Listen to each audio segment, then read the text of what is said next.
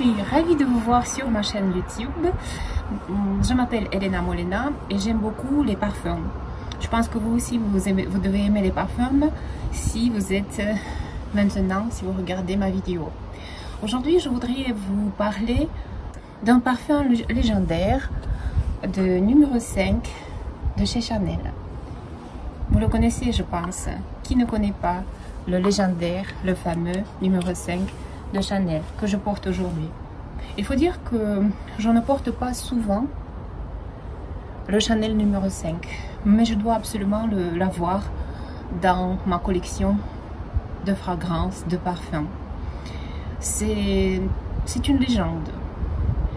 Le Chanel numéro 5 a été créé en 1921 et aujourd'hui on est en 2021. Donc Chanel, le numéro 5, fête ses 100 ans. Alors cette fragrance aussi légère, aussi jeune, aussi fraîche et fleurie, elle a déjà 100 ans. Et pourtant, elle ne sent pas démodée. Elle est toujours fraîche.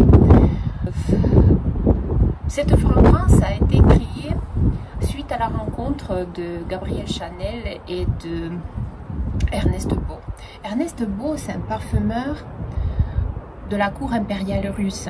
Il a déjà créé de très grandes fragrances, comme par exemple le bouquet de l'impératrice. Il me semble que ça s'appelle comme ça, peut-être légèrement autrement.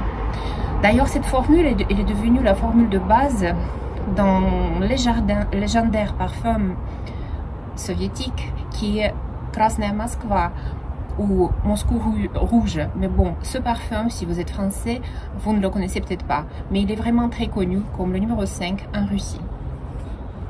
Comment est ce parfum? Quelle est la composition? Quelle était l'idée de Coco Chanel quand elle a décidé de créer le parfum pour sa boutique de prêt-à-porter, ce qui était vraiment révolutionnaire à l'époque. Elle voulait un parfum qui devait sentir le corps d'une jeune fille, le corps propre d'une jeune fille, voilà. Donc c'est peut-être pour ça qu'Ernest Beau a utilisé dans cette fragrance les aldéhydes, les notes synthétiques qu'on utilisait rarement à l'époque. Qu'est-ce que c'est ces aldéhydes? Les aldéhydes nous rapportent la fraîcheur, la transparence et la fraîcheur par exemple, de l'air des montagnes. Voilà. Et on retrouve bien sûr les fleurs comme la rose, néroli, ylang-ylang ou le jasmin. Donc il y a le succès de numéro 5 était énorme. Tout le monde voulait se procurer ce fameux numéro 5. Coco Chanel donnait les ordres de vaporiser ce parfum partout, dans les cabines d'essayage de ces parfums.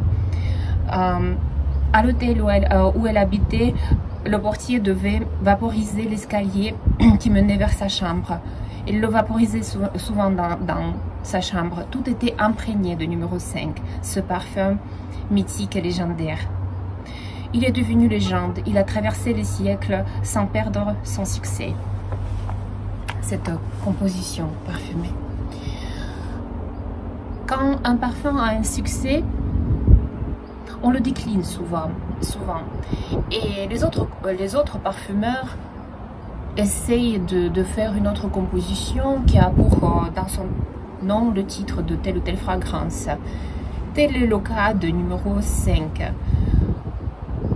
Olivier Polge a créé Eau de Chanel, le numéro 5 Eau de Chanel. Moi, je l'ai dans la version rouge. Ce parfum, je le porte plus souvent. On retrouve ici, comme d'habitude, les notes des aldéhydes, le jasmin, l'ylang-ylang et la rose. C'est la base du numéro 5 qu'on va retrouver partout à l'époque. Voilà, c'est ce que je porte le plus souvent.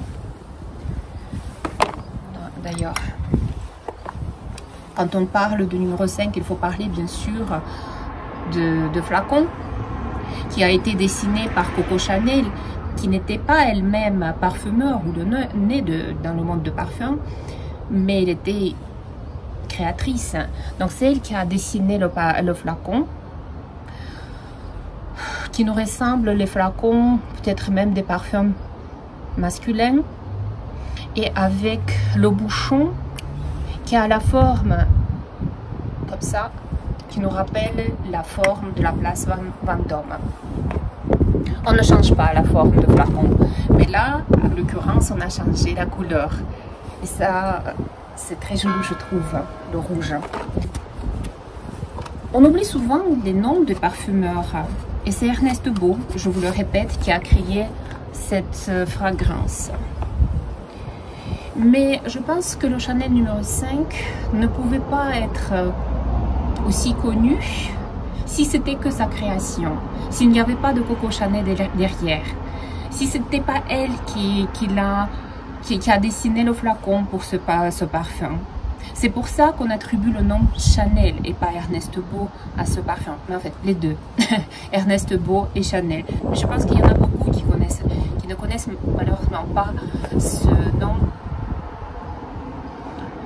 d'Ernest Beau. Voilà, c'est ce que je voulais dire par rapport à cette fameuse fragrance, le numéro 5 de Coco Chanel. Le numéro 5 a été décliné et on retrouve le numéro 5 l'eau dans la version de parfum ou de toilette qui a été créée par Olivier Polge, qui travaillait avec son père dans la maison Chanel pour créer les compositions parfumées extraordinaires qui ont la signature des premières fragrances de Chanel. Je vous remercie de rester avec moi, de regarder ma vidéo jusqu'à la fin.